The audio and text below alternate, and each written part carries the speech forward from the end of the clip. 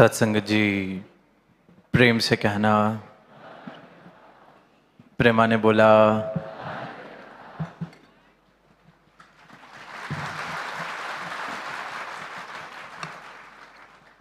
सांगली शहर में ये 59वां 59th महाराष्ट्र का समागम, और जैसे कि बार बार जिक्र हो रहा है कि सद्गुरु का जो ध्यान आ जाए वो पूरा कैसे ना हो ही नहीं सकता कि इनका कुछ ध्यान हो और वो पूरा ना होए। आज जो भी इस समागम में शामिल है, ये नज़ारा देख रहा है, दास को नहीं लगता कि कोई भी कह सकता है कि ऐसा लग रहा है कि यहाँ पहली बार समागम हो रहा होगा। यह इतना विशाल रूप पहली बार इस स्थान पर बना होगा। मानो कि 59 के 59 समागम इसी स्थान पर इसी रूप में होते रहे हों। और ऐसा ही नज़ारा पिछले वर्ष हम सब ने देखा कि पुणे में, उससे पहले नागपुर, उससे पहले जहाँ जहाँ भी ये रहमत आई। तो इसके पीछे कारण क्या है? क्यों ऐसा लग रहा है कि पहली बार नहीं हो रहा? यहीं शायद होता आया होगा। कारण सिर्फ एक ये कि चाहे शहर मुंबई था, चाहे औरंगाबाद, चाहे पुणे, चाहे आज यहाँ सांगली, उपस्थिति वहाँ सिर्फ और सिर्फ सतगुरु की एक बराबर यही मौजूद। तो ये जहाँ मौजूद हैं, जहाँ ये विराजमान हैं, वहाँ तो नज़ारा हमेशा ही ऐसा बनेगा कि ये थोड़ी कि पहली बार बन रहा है। ये सतगुरु का दरबार, सतगुरु की महफिल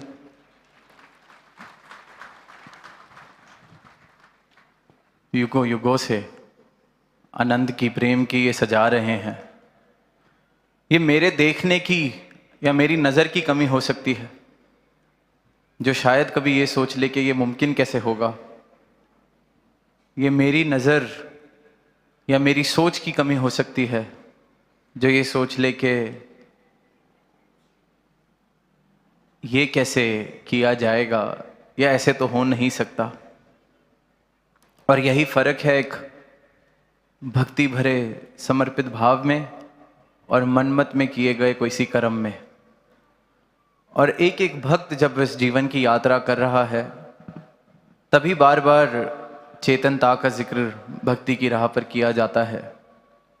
आज सुबह सेवादल रैली के दौरान भी हमने चेतनता का जिक्र सुना, आत्मा मंथन का जिक्र जो बार बार हो रहा है।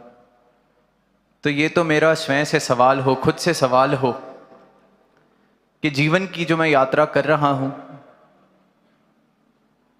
क्या सिर्फ ये मैं कह रहा हूं कि मेरे जीवन में सदगुरु का उपकार है, सदगुरु के चरणों का एहसास है, प्यार है, या मेरा जीवन वाकई ही चल रहा है ऐसा?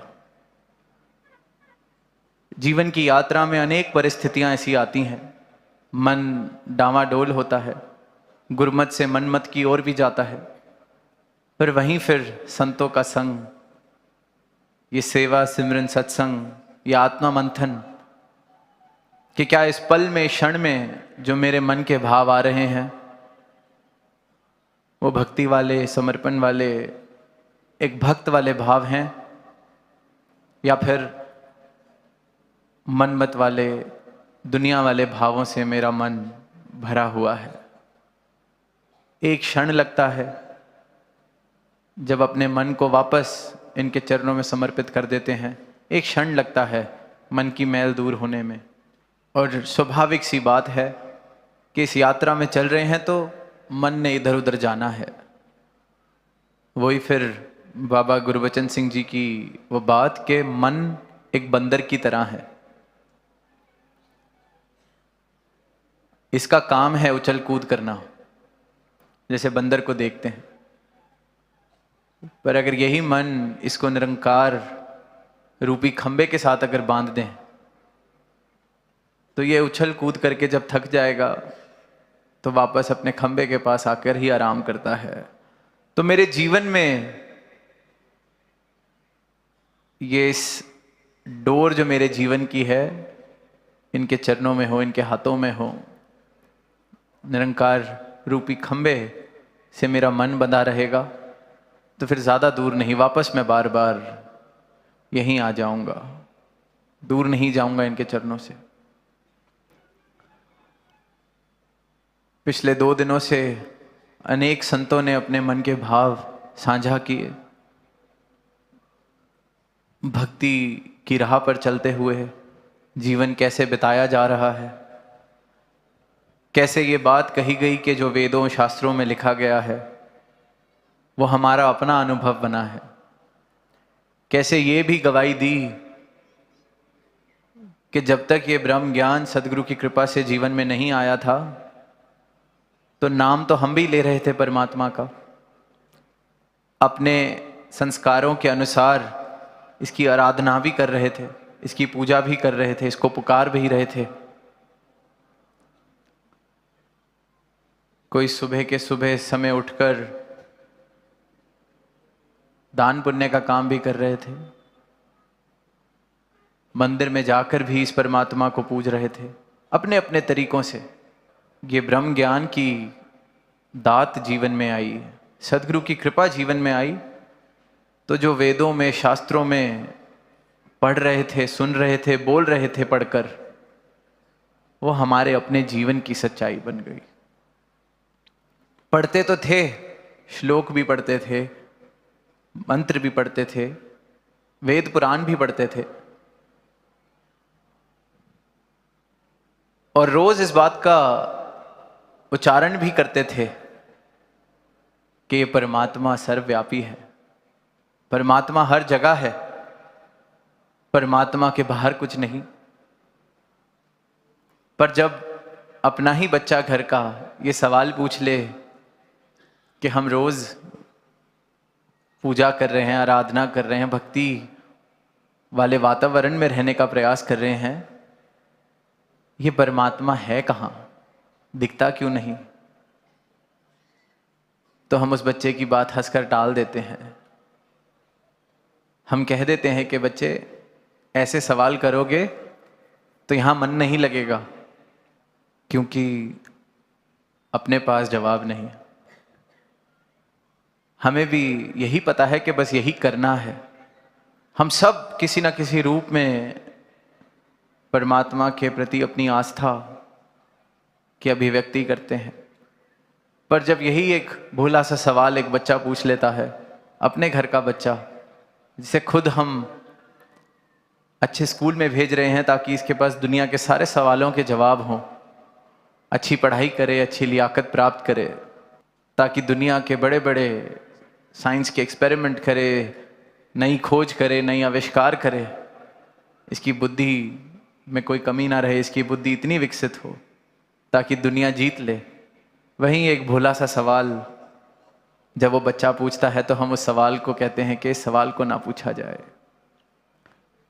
और वो भोली सी अवस्था में जो सवाल पूछा जा रहा है, जब उस सवाल को दबा दिया जाता है क्योंकि जवाब नहीं है किसी के पास, तो फिर वो दबा हुआ सवाल, उसके ऊपर ये संसार की परतें चढ़ती रहती हैं,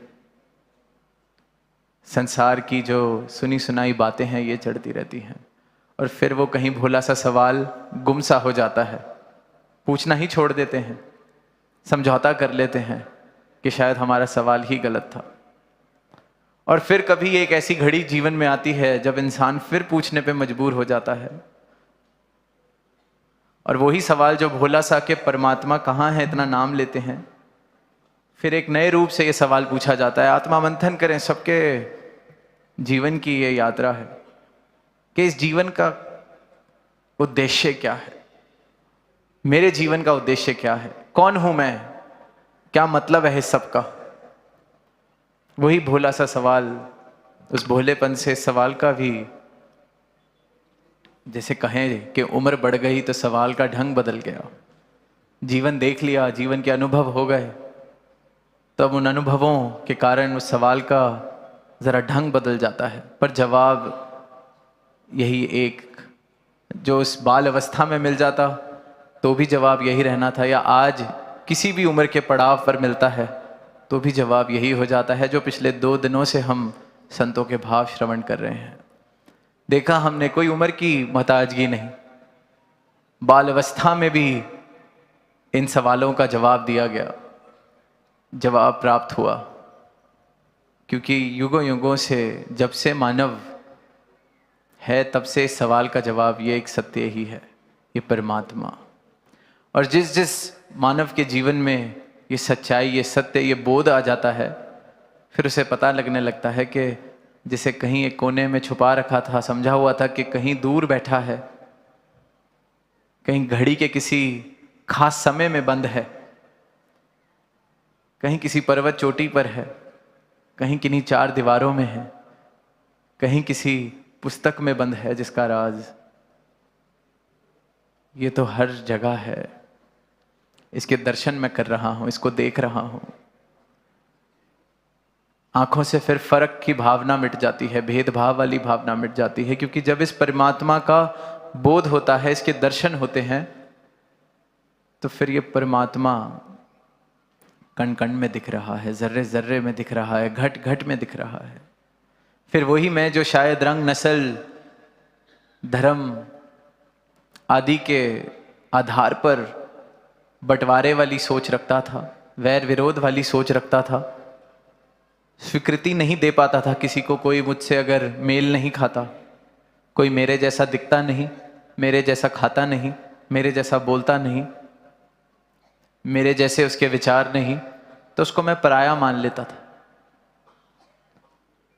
पर वहीं जब अपनी मुझे पहचान मिल गई कि ये सर्वव्यापी परमात्मा, इसी का मैं अंश, जब ये भाव समझ आ गया, जिन्हें आज भी श्रवण किया कि मन तू ज्योत स्वरूप है, जब ये बोध हो गया, जब ये बात समझ आ गई कि मैं तो ये ज्योत हूं, इस परमात्मा का मैं अंश हूं, इसी में से मैं आया हूं, और इसी में से ये सारी ही सारी वसुधा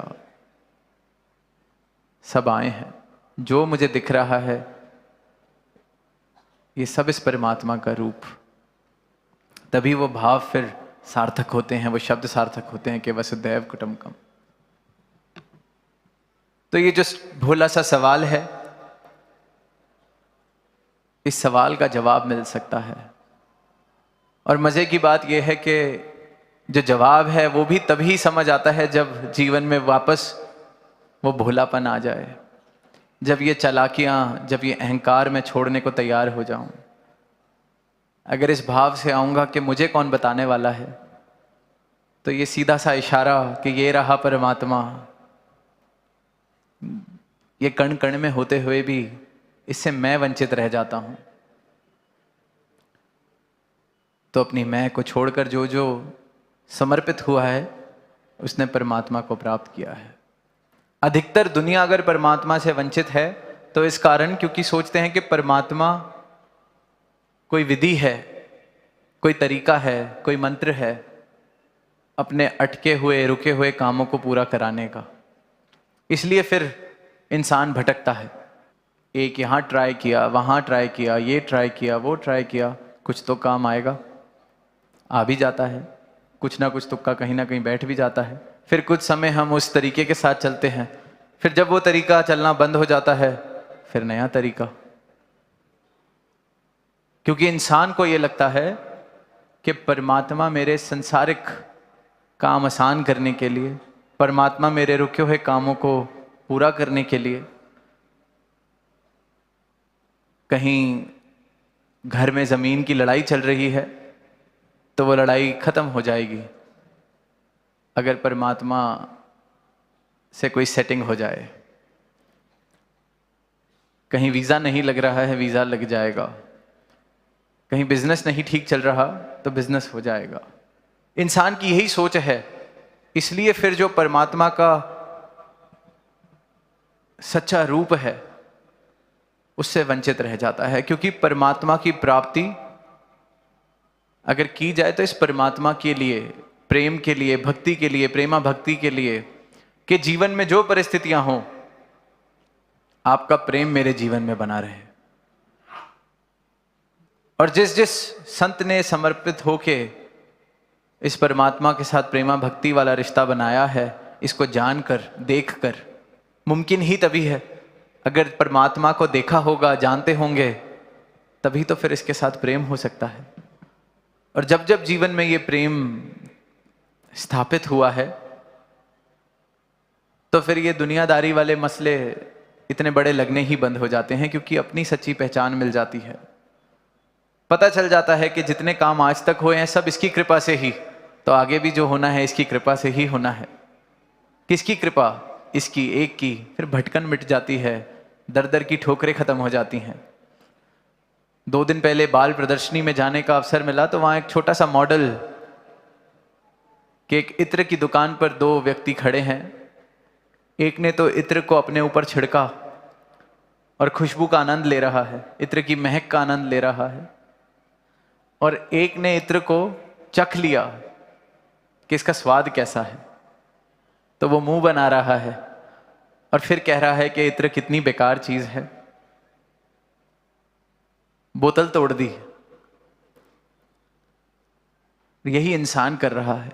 परमात्मा, ये भक्ति, ये जिसके लिए प्राप्त करनी है उसके लिए प्राप्त नहीं कर रहा, और फिर दुनिया में जाके ऐलान कर रहा है कि परमात्मा है नहीं। दुनिया में जाके ऐलान कर रहा है कि परमात्मा या ये जो सच की बातें हैं ये तो किसी काम की नहीं। अब इत्र को मैं भी अगर ज़बान पे रख लूं तो कोई मिठाई या कोई ऐसा स्वाद तो आने वाला नहीं है। छोटा सा मॉडल पर सारी की सारी मानव जाति की जो दुविधा है उसको दर्शा देता है। जिस चीज़ को शरीर पर लगाकर उसकी महक का आनंद लेना था, उसका स्वाद लेने का प्रयास किया जा रहा है।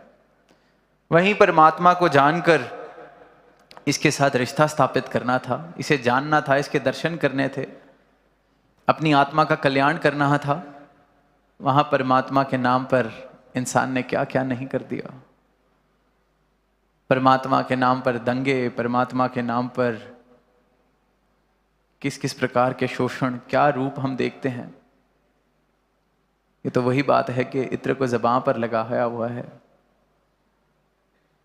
कह रहे हैं कि परमात्मा का नाम लेकर हम देखते हैं कि एक दूसरे का शोषण किया जा रहा है। कि परमात्मा का नाम ही जो लिया जा रहा है वो धार्मिक भावनाओं से नहीं लिया जा रहा, प्रेम की भावना से नहीं लिया जा रहा। क्योंकि ये जो भावना हो, सही मायनों में धार्मिक होना मतलब इस परमात्मा के दर्शन घट घट में करना, हर एक संत में, हर एक इंसान में करना। क्योंकि वो नज़र बदल जाती है। फिर अगर सबके अंदर मैं परमात्मा देख रहा हूं तो शोषण कर कैसे पाऊंगा? कैसे फिर किसी इंसान को मैं दुख दे सकता हूं? ये शिक्षा है सतगुरु की, ये संदेश है सतगुरु का। तो ये इत्र जो है ब्रह्म ज्ञान वाला, इससे जीवन महकाना है, सही मायनों में महकाना है। इसके अपने तौर तरीके नहीं बनाने। कोई इत्र खरीद के सब्जी में तड़का लगाने लग जाएगा तो इत्र की गलती नहीं।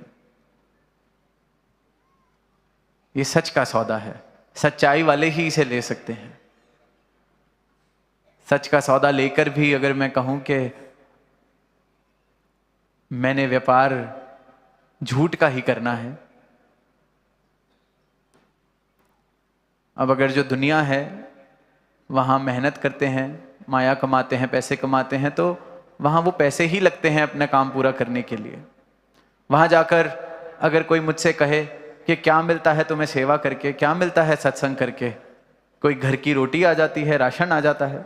राशन तो जो माया है उससे ही आएगा। ये तो पूछने वाले की अज्ञानता है, क्योंकि उसको लगता है कि ये सौदेबाजी का कोई रिश्ता है, कि कुछ वहां ऐसा मिल रहा हो तो लेने चलें। पर सतगुरु युगों युगों से मानव को जागृत कर रहे हैं। बार बार हमने ये बात भी सुनी कि जो गफलत में सो रहा है इंसान, गफलत में सो रहा है, नाम ले रहा है प्रभु का, पर ये जानता ही नहीं ये नाम लेने से सिर्फ बात नहीं बनने वाली। क्योंकि जब तक नाम लेंगे बिना जाने, तो मैं परमात्मा की परिभाषा भी अपने अनुसार बनाता जाऊंगा। जैसा मुझे कोई बता देगा, जैसा मुझे कोई सिखा देगा, यही मेरा फिर तरीका बन जाता है धार्मिक होने का। पर सदगुरु दर्शन कराते हैं कि जिस परमात्मा को बार बार आवाज दे रहे हो, जिसकी पूजा कर रहे हो, जिसकी अर्चना कर रहे हो, बहुत मुबारक है, इसके दर्शन भी हो सकते हैं, इसे प्राप्त किया जा सकता है। दास ने कहीं पढ़ा कि एक चोर था पूरे गांव में, कमाल का चोर, चोरी भी करता था पर कोई सबूत नहीं छोड़ता था। तो सबको पता भी था शायद यही चोर है, पर कोई सबूत नहीं होते थे। तो एक दिन रात को अपने किसी मित्र के साथ वो चोर जा रहा था, तो वहीं मंदिर से गुजरे। दोस्त ने कहा, अरे रात का समय है, आओ जरा मंदिर में ही देखें क्या चोरी की जा सकती है। तो वो जो चोर था कहता है, पागल है, आज तक पकड़ा ही इसलिए नहीं गया हूं क्योंकि कभी मंदिर से पैसे नहीं चुराए। अब कहने को तो वो चोर भी धार्मिक है, उससे बड़ा धार्मिक कौन कि इतना एक्सपर्ट, कोई सबूत नहीं छोड़ता, धार्मिक है, मंदिर से चोरी नहीं की। तो किसी ना किसी अदालत में उसको भी कह दिया जाएगा कि बिल्कुल धार्मिक है, देखो इसने मंदिर से चोरी नहीं की। और सदगुरु सिर्फ और सिर्फ जब अपना ज्ञान जब दे देते हैं तो हर एक इंसान में मंदिर दिखने लगता है, हर इंसान मंदिर हो जाता है। तो जो सदगुरु का ब्रह्म ज्ञान प्राप्त करके सही मायनों में धार्मिक हो जाता है, फिर उसका जीवन संवर जाता है। जिस जिस जीवन को फिर वो छूता है, वहां सही मायनों में जो धर्म है उसकी महक आ जाती है, प्रेम की महक आ जाती है, मानवता की महक आ जाती है। तो अब हमने ये तय करना है कि उस चोर जैसा धार्मिक होना है या सही मायनों में जो धार्मिक है, जिसने इस परमात्मा को देखा है, जो इस परमात्मा को जानकर, देखकर, इससे प्रेम कर कर इस परमात्मा की बनाई हुई सृष्टि से प्रेम कर रहा है, परमात्मा के बनाए हुए एक एक मानव से, एक एक इंसान से प्रेम कर रहा है, क्योंकि सब में परमात्मा का रूप देख रहा है, अपना रूप देख रहा है। तो ही ये सुंदर संसार फिर सही मायनों में सुंदर हो सकता है। और जिस जिसको ये नज़र प्राप्त हुई है उसके जीवन में आनंद ही आनंद है। सोच के देखें, जहाँ देख रहे हैं परमात्मा के दर्शन, जहाँ देख रहे हैं आनंद ही आनंद, जहाँ देख रहे हैं सर वैसे ही झुक जाए कि ये मेरे परमात्मा की बनाई हुई मूर्त।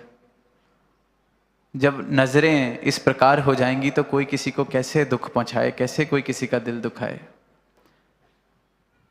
तो वो भाव बहुत मुबारक हैं कि मंदिर से चोरी नहीं की, बहुत मुबारक हैं। अगर कोई उतना भी धार्मिक है तो बहुत मुबारक है, क्योंकि फिर अगली सीढ़ी चढ़नी आसान है। अगर ये पता है मंदिर से चोरी नहीं करनी, वहाँ कुछ गलत नहीं करना, तो जब हर किसी में मंदिर दिखने लगेगा, हर कोई ही मंदिर लगेगा, तो फिर इंसान वो गलत करना बिल्कुल ही छोड़ देगा, क्योंकि उतना धार्मिक तो था कि मंदिर में चोरी नहीं की। और ये नज़र सदगुरु युगों युगों से मानव को देते आए हैं, प्रदान करते आए हैं। और आज भी बात बड़ी साधारण सी, क्योंकि सत्य है, सत्य हमेशा देखने में, सुनने में साधारण, सरल सत्य। सदगुरु कोई भी उलझने वाली, उलझाने वाली बात ही नहीं करते, सबका जीवन सरल कर रहे हैं। मानव ने खुद को ही उलझा रखा है, उलझनों में फंसा रखा है। ये उलझने खत्म कर देते हैं, बंधन काट देते हैं। तो जो भी आज यहाँ इनके दर्शन कर रहे हैं, यहाँ संतों का सत्संग कर रहे हैं, संतों का प्रेम प्राप्त कर रहे हैं, यहाँ नज़ारा देख रहे हैं, पहली बार शायद इस नज़ारे को देख रहे हैं, तो बात सिर्फ यही कि इनकी कृपा जीवन में हो जाए, इनका ब्रह्म ज्ञान जीवन में आ जाए, तो हर एक मानव चलता फिरता मंदिर लगने लगता है। तो ऐसी दुनिया हम सब मिलकर बसा सकते हैं। यही अरदास सदगुरु के चरणों से, आप ऐसी कृपा करना, जैसा संसार आप जी चाहते हैं वैसा संसार बनाने में आपके संत अपना योगदान दे सकें। प्रेम से कहना, धन्यवाद।